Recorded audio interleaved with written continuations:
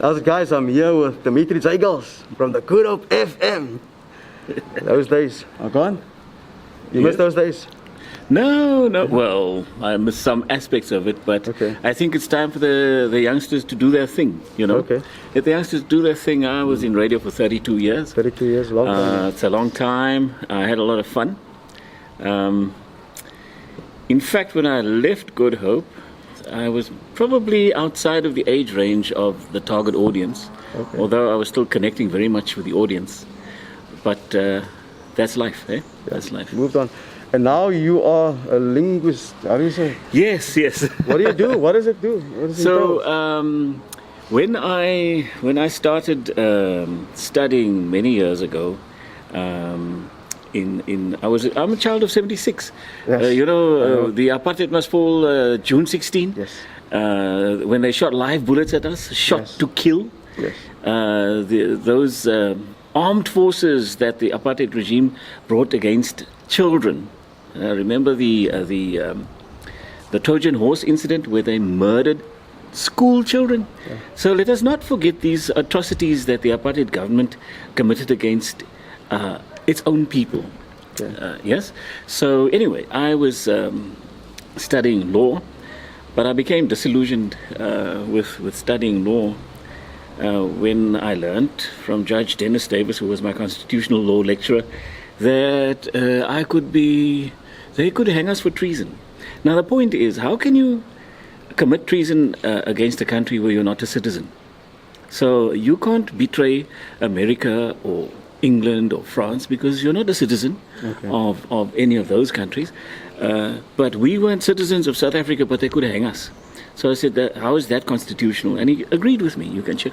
You can check with him. So that you learned in the becoming you got a master's degree in basically language, or was it? No, what happened was, you want to know how I got there? So I dropped out, went to work at the Old Mutual, then I saw an ad, that's how I got into Good Hope. You know Smile FM? The last radio I was at was Smile FM. All right. Yes. And you got Good Hope? Good Hope, then P4, then I think it was Heart, then Cape Talk, then Smile FM. And along that, I was also in retail radio.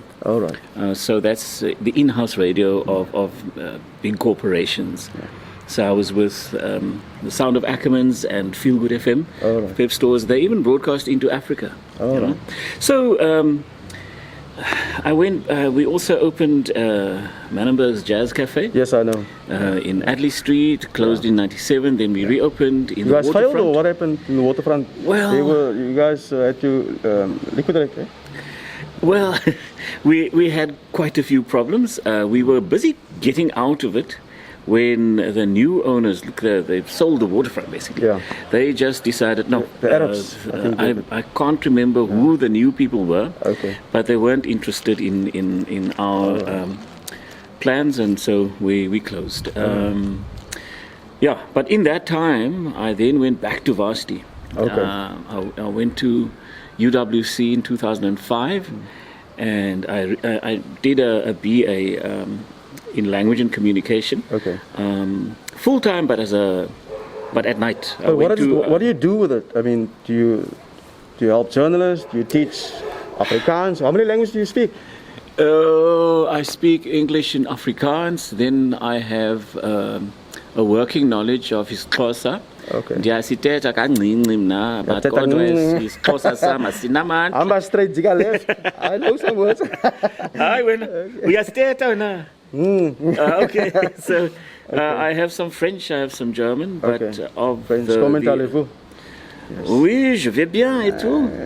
Tomorrow. now you I mean. So, but that's not. So language and communication. I majored in English literature, in Xhosa acquisition, and in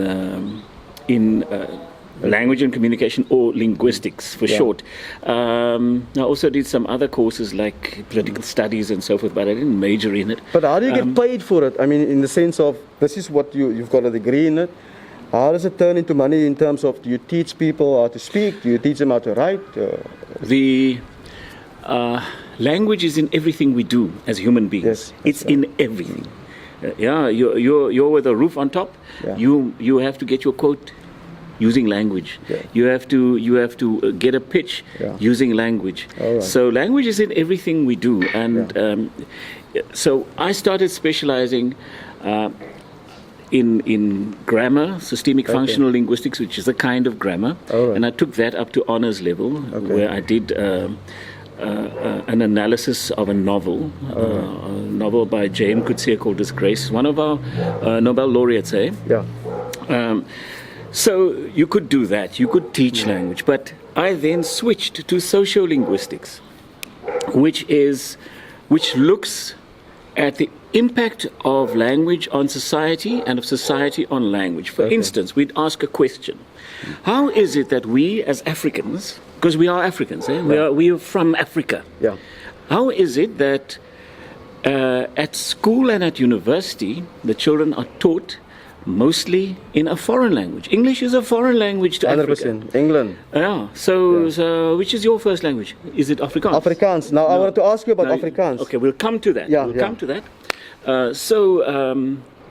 One of the questions that we would ask is, how is it that a foreign language is used to teach our children? And those who don't have, those who speak one of the other languages, the indigenous languages of the country, Xhosa, Tshivenda, Tsonga, Siswati, and so forth, how is it that they get taught in their mother, what we would say mother tongue, up to grade 4, and then they switch to English? English, to a foreign language. Now when you get to university, the academy requires a certain kind of English, an academic English. Yeah. So these are the kinds of things where it's about, language is about economics, it's about power, language was used to subjugate people during apartheid. Language is not neutral, it is biased. It's used to call people names, it's used to dehumanize people. So how do I earn my money as a linguist? Well, at the moment, I can do editing, I do language editing of journals, of academic work, of books, of novels. But at this point in time, I'm a full-time employed lecturer at the CPUT. Before that, I was a contract lecturer at UWC. So, I mean, with all the bells and whistles, the pension funds, the medical aid, and so forth. So that's what I am currently. I'm a and now lecturer you're at moving CPUT. to the ANC. Ward 66, I believe, eh? Ward 63. 63, sorry. Ward 63. So how that happened is... I wanted to ask you, how did you wake up one day, it's a nice day, let me go into politics? No, I have always been part of the resistance to injustice. During apartheid, we resisted. And even now, we've got our political freedom, but we haven't got our economic freedom. We still don't have the land back. We still don't have the economy back. I think we made some mistakes during the negotiations. We could have done a better deal. And that's how things have now worked. Do you think Mandela basically sold out? Like all the narratives as I said, media? I think we made some mistakes. I wasn't part of those negotiations, the CODESA agreements. I would have wanted not as many concessions to be made, but then again, we weren't at that table. Remember how the West, when anyone tries to do anything that threatens their control of the world economy, then bad things happen to them. Go back to Patrice Lumumba, who was murdered. How did Gaddafi get murdered? He was talking about an African currency. One Africa. One Africa, a united Africa, and then they don't like that. And Julius Malema is now perpetuating the same message. Do you think they're going to kill him as well? And he threatened that PAP now the other day, he threatened one of the guys there as well. What do you think about that? Do you think Julius Malema flying off to Jacob Zuma at Nkandla, having a meeting, is it suspicious? Well, it's very interesting that he was agitating for our then president to be removed, and now he's going to have tea with him. Well, that's good. You must go and consult your elders, I think. So let's leave it at that. Okay. The Duduzane Zuma they're putting him forward for president going forward. Obviously, there's factions within the ANC. Listen, let me just stop you right there. I'm not interested in factions. Okay. I'm not interested in. No, I'm interested in our people getting what they need. I'm interested in working towards a better life for all. Okay. And when it comes to personalities, I don't vote for a personality. Okay. I don't vote for a person. I vote the movement. The movement. Yes. So the ANC movement, you chose obviously the ANC movement compared to the DA, the CCC, the PA, IFP. I am not What going is to the have reason? anything to do with any political party that in any way had a link with the apartheid government. Okay. And the DA does. Okay. You remember how they were formed? Okay. The They National can't Party. get away from it, right? All right. So I'm not interested. In fact, I was very happy. I am very happy doing what I'm doing as a lecturer. Okay. I'm working with young, bright minds.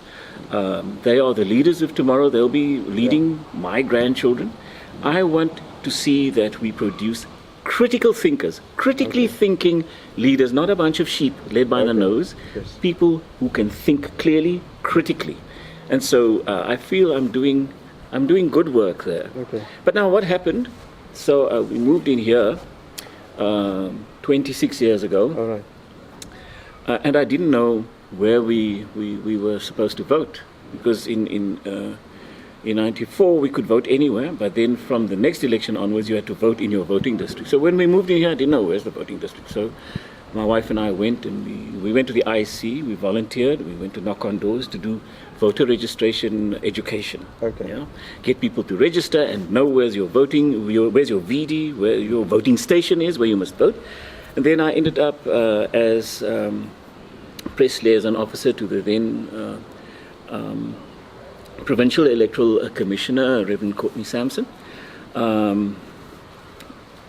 as part of my voluntary work. And also, later on, there was a lot of crime in this area. There's a lot of issues in our area and in our How do you ward. think you're going to resolve those issues?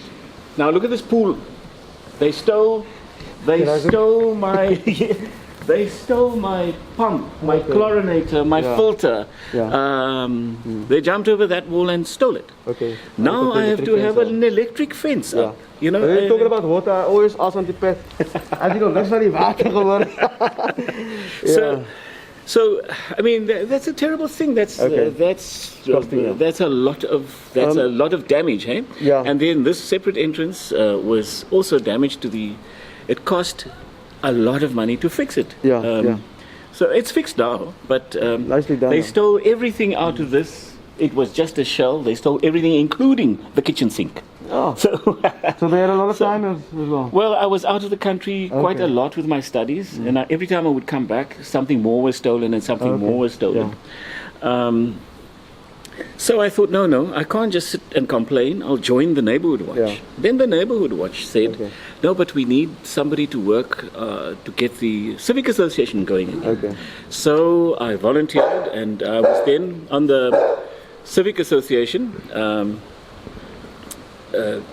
I became the chairperson, and then I learned about a lot more about the issues that are concerning That's happening in the community. in our community, and so that's what I've been doing. For the last how many Yes, years? and for So the you've last been very 5 years I've active been in the yes. community, and that's why you felt you're going to run for councillor. No, Oh. that's not it. Okay. But I've been very frustrated, Yeah. So I was even working with our councillor. I was trying to work with the city to get our concerns known to the city, you see.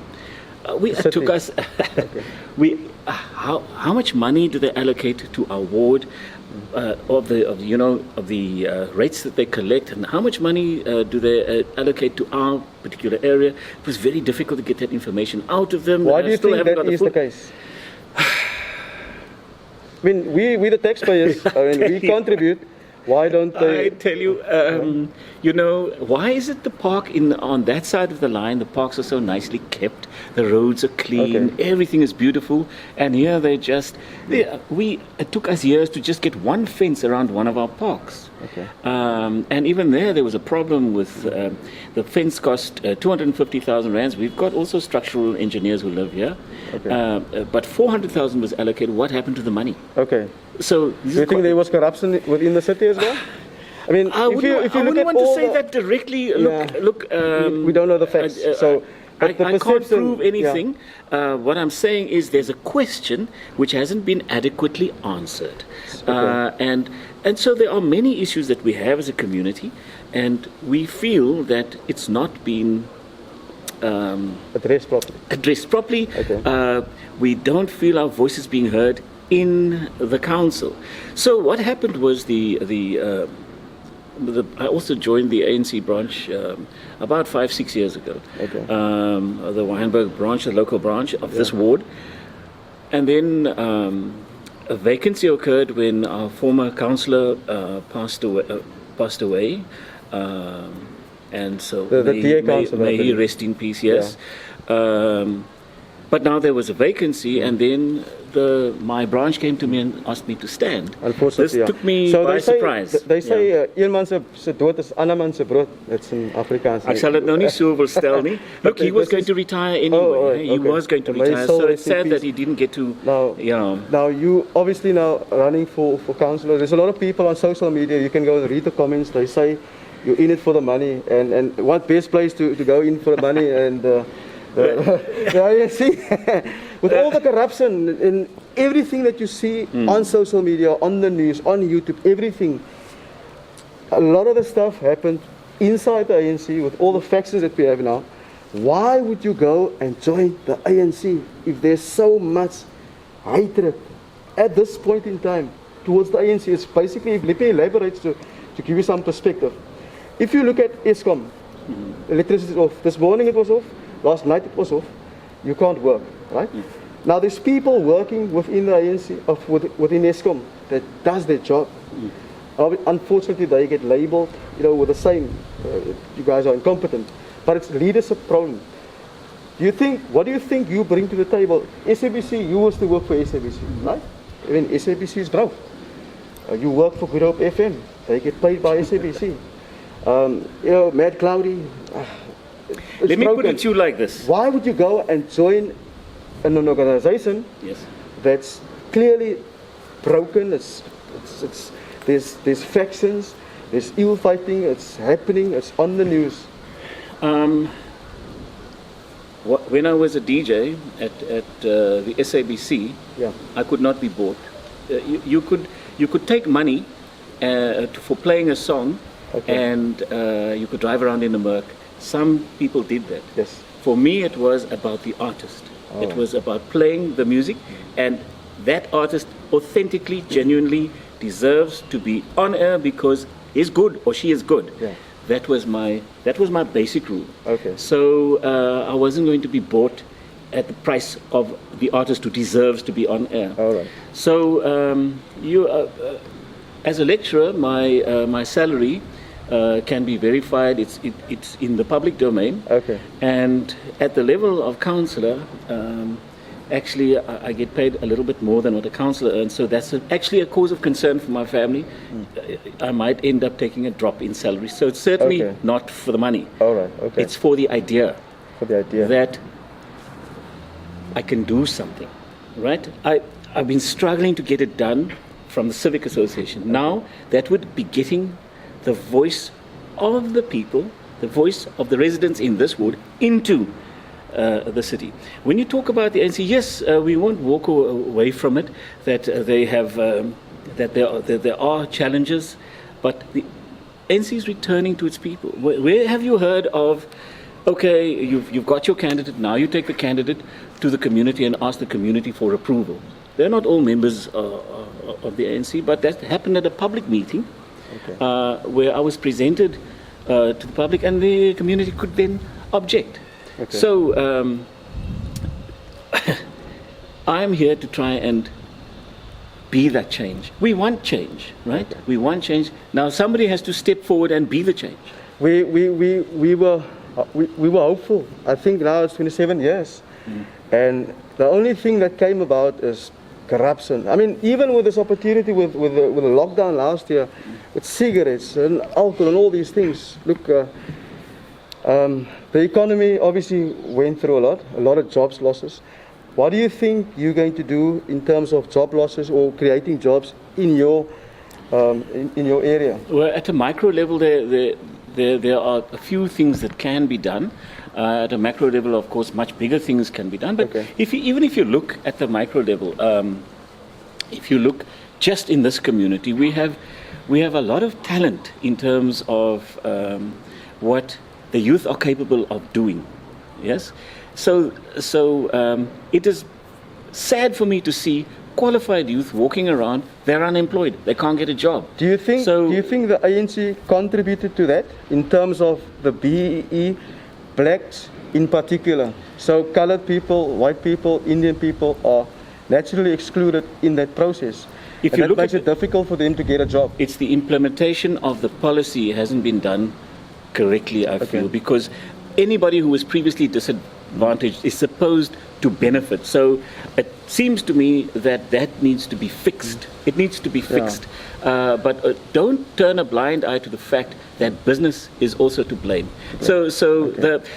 When I sit with my students and I tell them NSFAS is available to any student whose family earns less than 350,000, and then they say to me, "No, but that's for blacks only." I said, "No, for anyone. Yeah. It's for any student." And people don't know that. That's why people don't know that. And BEE is for anyone who was previously disadvantaged. Anyone. Right, but and so in practical, it's not going. It must be implemented properly, and one of the ways of doing that is to find companies who do not implement it properly. Yeah, I put out a video 2 days ago where I got humiliated by an old white man, and I put out a video where I said, "Listen, I figured this thing out.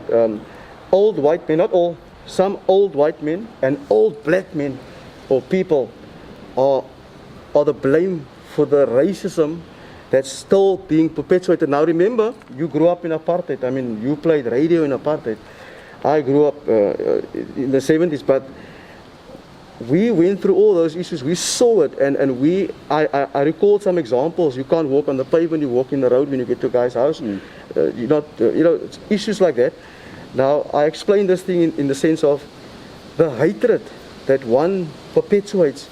Now, if we look at the new South Africa, we've got white people, we've got black people, and the one shows one another, "Listen, this is how we're going to change things," and then the other one shows, "Look, we're going to employ that just to get the job." Or do you think that is the reason that we're sitting in the same situation? Or do you think now that we've got the black elite that looks after themselves, they take care of their family, and the rest must just be the plebs? And the change has to come with us.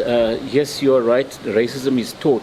Children aren't born racist. When my youngest son was at primary school, I sent him to one of those former Model C's, Grove Primary, and so there were kids in his class from all walks of life, and so I read him also not to see color. So when I asked him, "Who's your friend?" I thought he would say that boy there, and give a sort of by skin color. No, he said the one with a cap. The one with a cap. And I thought, wow. Okay, so you did something like but we can't ignore the fact that we've got black, white, Indian, and I call it brown people. I changed it, colored with a K. I don't agree with this colored with a C. Are you black or colored? What are you? What do you classify yourself as? I have a deep aversion to the term colored because it's a construct.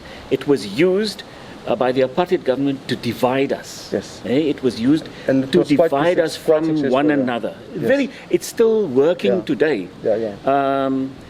So I think those categories need to be done away with.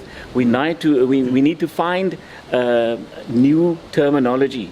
We need to find another way of talking about this. But as far as I'm concerned, I'm an African.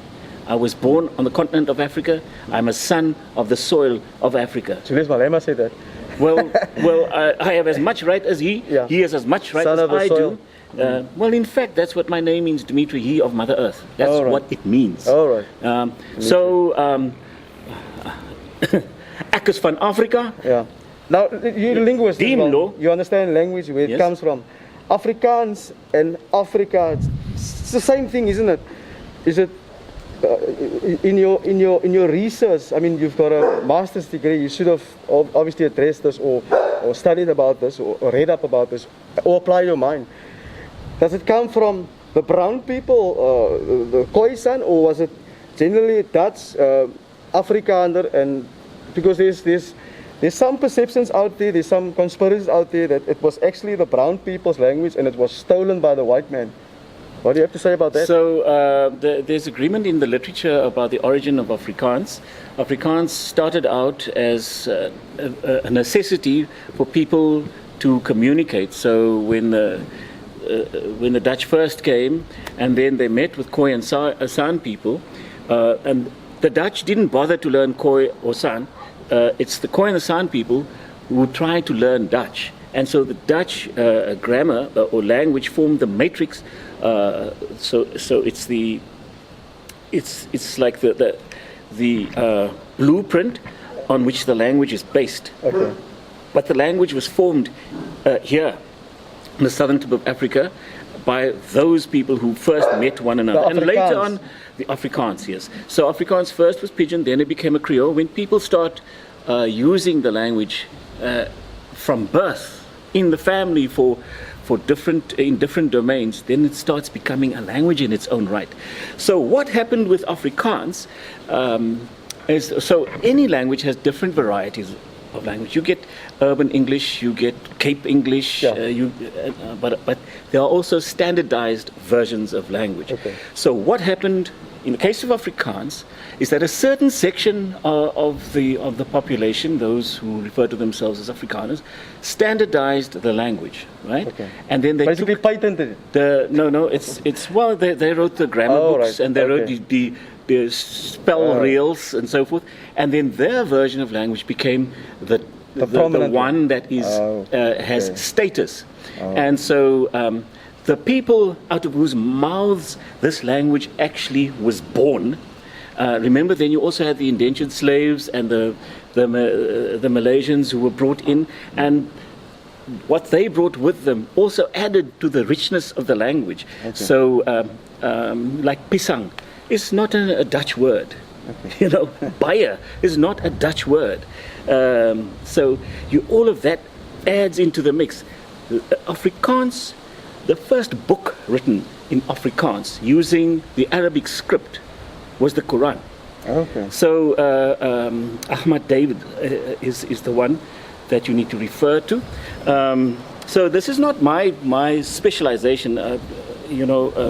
It's not my specialization in linguistics, but this much I have learned, and I feel that the people who speak the non-standard version, not the standaard, yeah. I have such a big problem. I with that. love the onderronding. Ek wil nie van die oorronding, but when you get to work, Yeah. you need to, and we spoke about jobs earlier on. Yes. You need to behave in a certain way, speak in a certain way. What I say is, ek like Kallard Afrikaans praat. Hulle oorrond sê. Ek like die hoe ek praat. Ek het so leer Afrikaans praat, hoor. Ja. Now, for me it's a problem that I cannot speak authentically Cape Afrikaans because I grew up learning a different version of Afrikaans.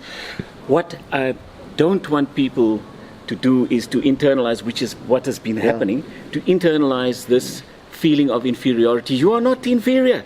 Your version of the language is actually the more authentic version. All right. Why is it that the Dutch companies want to have Cape Afrikaans speakers doing the phone, the tele things? Yeah. So there's no such thing as suiwer Afrikaans. That's But I nonsense. also think they rise up the call centers here for abroad because it's cheaper, isn't it? Because the rand versus dollar versus pound, it's just. And I came to the conclusion that government actually wants the rand to be cheaper to compete in the market, in the global market, because Yes. if the rand strengthens, they'll go elsewhere, isn't it? It's just economics. True. So there's a deliberate, for me, there's a deliberate approach to keep us third world country. We're not a third world country. I mean, you traveled abroad. Yes, I have. What do you see this country as a third world country? I think it's only because of behavior. This is a beautiful city. This is a beautiful country. We've got everything. We've got fisheries right around South Africa. We've got land with farming, with fruit, vegetables. We've got most of the minerals is in South Africa. I mean, people got wealthy off this land, and yet we're still a third world country. What do you have to say about that? I feel that under President Mbeki, we were on the right track to do a renaissance of the whole of Africa. We can still do this. I like what is happening in Ghana. The president of Ghana is trying to get control of the production of cocoa from bean to bar. So part of what has been done, and we know this, so they take our raw materials and they set the price elsewhere, not in Africa. It's not set here, although we are sitting with the raw materials, and then they sell it back to us in a refined manner. 100%. I agree with that. Because I'm in roofing. We've got steel. I was in Iron Mountain, Tabazambi. We've got iron. They take the iron out. We had steel companies in South Africa that closed down. Now what they do now is they take the steel to China. China make these roof seats, and we have to wait, and then they sell it back to us. So I mean, I buy from suppliers that gets the material from China. So we should be refining it ourselves, producing the final product. Yes, and then we create jobs. Yeah. But now what I'm up about now is the ANC government was part of those negotiations. All these loans that they're making and taking, so we it's need enslaving the country. We need you to then join the branch, and then you come and you make your voice heard. We need more people to come and make their voices heard, so that the ANC can hear. This is what the people want. Remember, the mandate does not come from the ANC. It doesn't come from some elite. It comes from the branches. It comes from the people. And from the should branches, I be elected, right? my mandate will be from the people here. Yeah. If we talk about the branches, Ys Magasule, ice will melt, the ice will stop. He fired, or he suspended Cyril Ramaphosa, and Cyril Ramaphosa said he must say sorry. He refused. Now we've got the issues, and things look like it's. I always said Cyril Ramaphosa is slow and forgetful. It takes too long, and there's no action, and things are starting to happen. Do you think the things that's happening behind the scenes, Ys Magasule is depending on the branches now, how things are going to play out? Do you think there's hope for the old or new factions? What do you think? Who's going to inevitably win within the ANC government? I feel we need to make our voices heard, that it's time for change. It's time. So I'm not interested in factions. Okay. I'm saying let's get the job done. All right. Right? Let's get the job done. Okay. And don't come and try and buy me for this or for that. I'm not interested in that. Right? So this is what we need. Yeah. It's a better life for all. Okay. For all. The other parties are that's rising up. The Patriotic Alliance, the Cape Kallard Congress. There's some grey area where they got deregistered, and they say they busy registering for national. I'm not sure, that process didn't sound right, and I tried to speak to Fabio, but I couldn't get hold of him. But there's the Good Party, and there's the Peter Marais got the Freedom Front, all these other smaller parties. Instead of, and I'm asking you this question, it's not joining the ANC, which had over 27 years basically to get things done, to change things and to implement things, why wouldn't you go and just join one of the smaller parties and apply your It is their democratic right. This is what we fought for. Okay. That anyone can start a party, anyone can do this. So it's their democratic right, and may they go ahead and exercise the democratic right. But you feel the ANC is the vehicle for you? Do you think there's still hope within the ANC after all the things we saw? For centuries of oppression, how do you fix it in a few decades. In a You few can't, decades. right? You can't. It needs it. How do we make change? Little by little, we will make that change. Yeah. And so, remember as well, the ANC still has the mandate from the majority of the people of the country, and so this is the party that is able to bring about change if it has the political will to do so. Okay. I don't see any other party that has the capability to do that. And what we want to see is change. We want to see the benefit come to the people. And so that's why I'm doing this. Okay, so now if we take everything that you said now into account, right? I get what you're saying. I've heard it before. We can't change it over time, over three decades. It's impossible. But there are countries out in Asia that actually, there's in Saudi Arabia, all those countries, they are prospering because we dealing with corruption, with fraud and all these things. So the ball won't turn because of the corruption. So they could have made more progress. Instead, a lot of the companies were broken down. State institutions, SAA, Addinall, SABC used to work for them. I mean, I saw a video of the Addinall staff crying the other day in a meeting, and they were going through the same issues as with SABC. All these old companies, and for me, when I look from the outside in, it's almost that they are trying to deliberately to break down these companies, to start new. If you break something, there's more money to be made. Now you have to come up with a strategy, you have to come up with a plan to fix it. And where does the money come from? From the government coffers. So for me, I think it's right what you say. You had 3 decades it's not enough. But we could have showed much more progress. Instead of all the policies, the right policies, but it's not implemented properly. So do we have the right leadership? Do we have the right skill up there in management level to roll out all these plans? Certainly with hindsight, we can argue that we could have done better. We can see the mistakes. I'm saying that the ANC is returning to its people. They've come here to Ward 63 and asked the people, is this the candidate you want? Because remember, what would happen before is they would just put the candidate and say, this is your candidate, deal with it, live with it. This is different. Okay. This is different. How is it different this time? It's different because they've come to ask the community, okay, will you accept this candidate? Yeah. So, and that should happen across the board. It must happen across the board. So change is coming. It's inevitable because this is unsustainable. Yeah.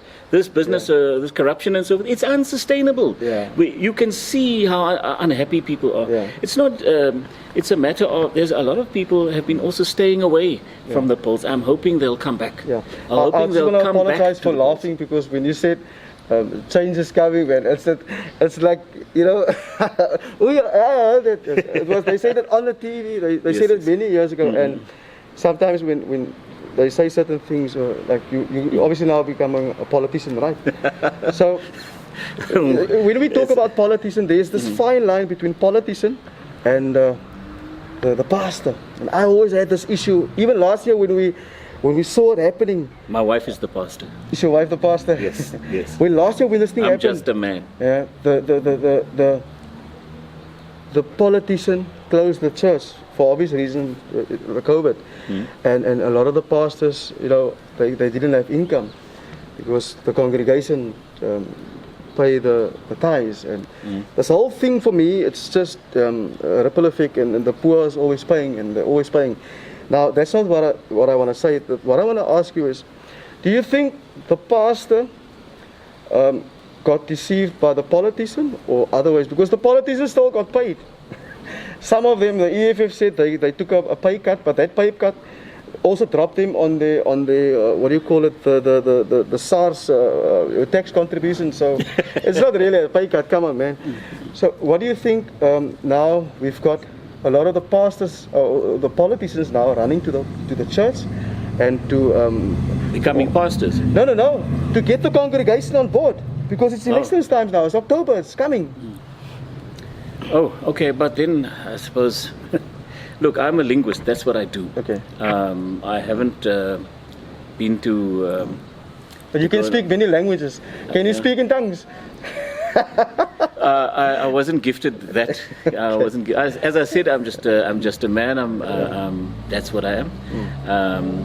I live according to the principle of Ubuntu. Ubuntu? Yeah. Ngabantu. I am because you are. Yeah. That is an African principle. It's also a Christian principle. To the pastors, let them do what they are called to do. Me as a human being, I'm called to serve. And if I do not attempt to deliver on my promise, at least, because I can't guarantee that I can get all that funding from the city for this ward, but I'm going to do my best. Yeah. And that's what you can judge me on. And if I fail to at least do what I said I'm going to try and do, then I don't deserve to be in that position. Okay, all right, fair. Yeah. Are you excited? Yes. It's another chapter. Hey? It's another chapter. I would miss working with the students, though. So I'm a bit. How can I put it? It's 6s and 7s on the whole thing, but it's a calling, and so I find that I need to respond. Yeah, the right time, you say. It's time. What do you? They broke into your house. They stole everything here at the back. Drugs, alcohol abuse. Why do you think, after all these years, we're still suffering? And do you think drugs? It just doesn't. Why can't? Because when you speak to a DA representative, they say, "No, we've got 2,000 policemen, city police." The ANC government's got 22,000. And the blame gets shifted between the ANC and the DA. How do you think you're going to do? One of the things.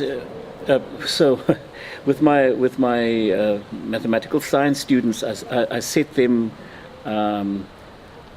assignments, and one of the assignments I set in past years was for them to make a comparison of allocation of resources to townships and to affluent areas, and you see the disparate allocation of resources. Yeah.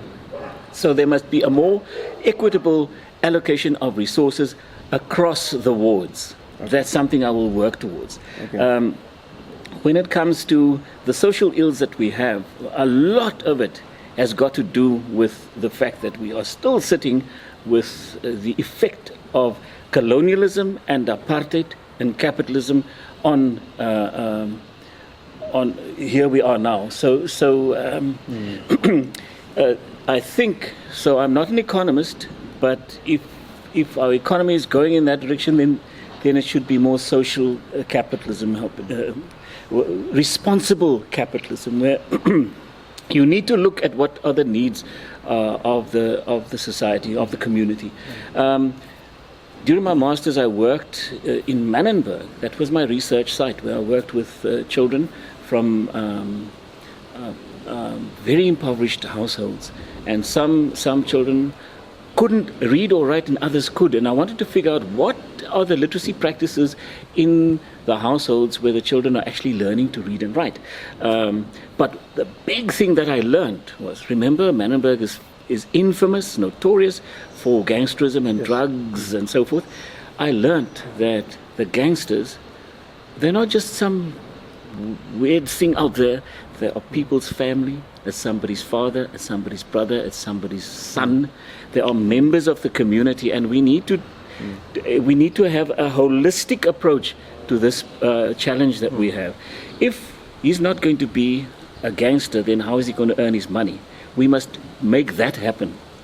That gang leader, I met some leaders of gangs, and I've been impressed with their intellect.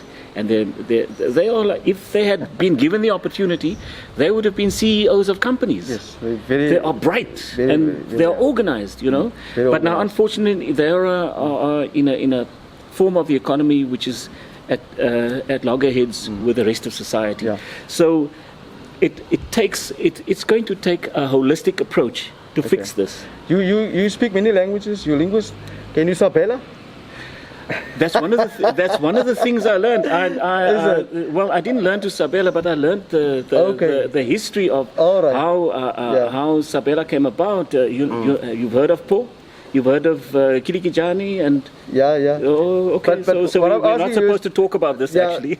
I'm not a gangster. I grew up. How did you learn about Sabela? I grew up in Clark Estate. Okay. Yeah. Right. So a lot of gangsters, and still is the same. I mean, we lived there in the 80s. It's still the same. Do you think, because gangsterism, it's not gonna disappear. All over the world, you've got gangsters, you've got drug smugglers, all these things. Some politicians and some government officials, police, everyone eventually gets a piece of the cut. You got police and you got prisoner. You know, all these pieces. If you understand what I'm going with, the pastor and the politician and the police and the president, it all just goes together, man. Yeah. Now, you spoke about the gangsterism. It's not going to stop. Do you think, if you address the subliminal issues, like, you know, for me, to Sabela, it's like a cult. It absorbs your mind and your psyche. And if we can maybe focus on addressing that issue, and they say there's no jobs, but can't we start sending kids back to the army? If they want to shoot gun, to the army, to the navy, to this opportunity in the Air Force. I mean, my son actually said to me that a friend of his, gentleman I think he used to that he worked with, feels that we should bring back conscription. That might be an option. Of course, conscription was something else for us during apartheid. Yeah, it was forced. Huh? But that is an option for young people. They learn discipline, they learn a skill, and so that certainly is one of the avenues that we could go. I think it's available for them to apply now. Yeah. Yes. And it's quite difficult because my cousin's son wanted to apply. There's a lot of red tape, a lot of things that do a lot of. I mean, it's quite difficult to get in. We've experienced it a few months ago. And I mean, I made some phone calls. I phoned the Navy. They say you must phone the one in, down south.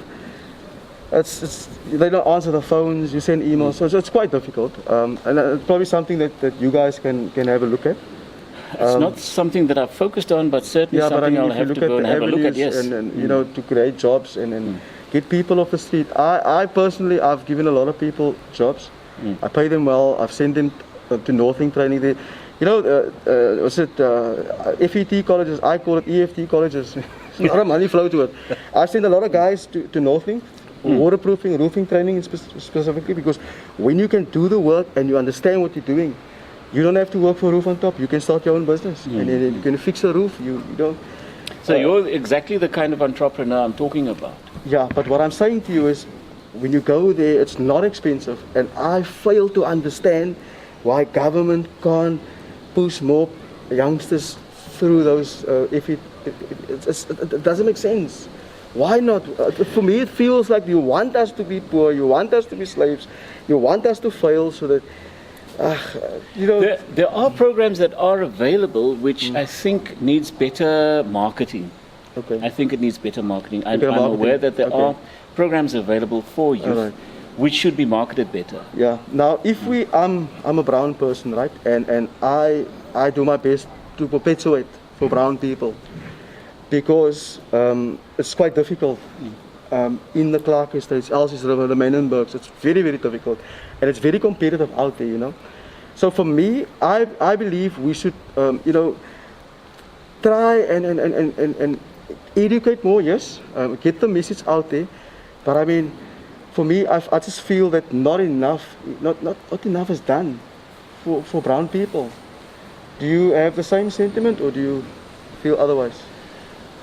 I feel more should be done for all people. I certainly, my heart goes out to all people who have been disadvantaged by apartheid, who were oppressed under apartheid, and that's whatever you want to call it, however shade you want to give it. These are my people. They are my people. I was oppressed with. Together we were oppressed. And so I feel for you. If we look at the ANC and the structure of the ANC, if we look at in terms of color now, and we're talking about color now, do you think the ANC, because brown people also fought in the struggle, but when you look at all these days where they, memorize, or there's a public holiday they only speak about what the African black did for the struggle. Well, I feel our history needs to be decolonized. Our school books need to be decolonized. So decolonization of the curriculum should happen.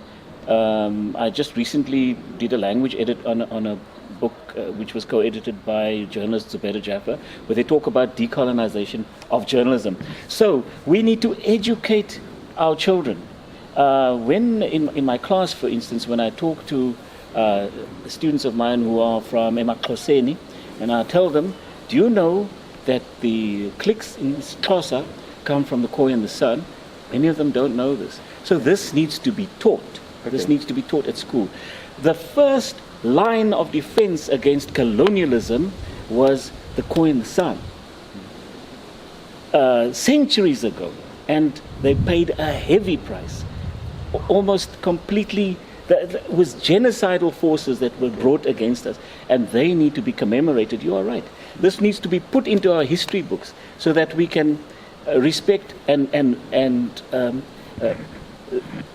memorialize all those who sacrificed that we may have this democracy that we have now.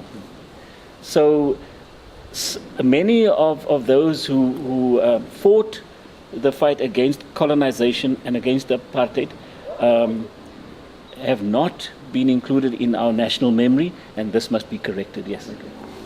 All right. There you have it, guys. Dmitri Jegels, can you do that radio thing? Nigel Pearce saying, I never can say goodbye. I actually spoke to Nigel Pearce a few months ago. Did you know his real name is not Nigel, it's Gavin? I know his Gavin. real name. Let's just leave it alone. Let's just leave it alone. He liked Nigel Mansell and somebody else, Pierce, and that's we put his stage name together. Okay, so, Nigel. I never can say goodbye. And he actually, his exit from the SABC, actually, it was very, very sad because he put out a lot of videos on Instagram, and one of the videos he said there. He said to the SABC, he says, where the fuck is my money? And he subsequently deleted it. But yeah, I spoke to him the other day, and he said, I never can say it. This was cool. I like Nigel. I think, yeah. Well, I look forward to the day when we can say these are the days of the ones redeemed, unchained, and burden-free. I say, Dmitri Jegels, guys.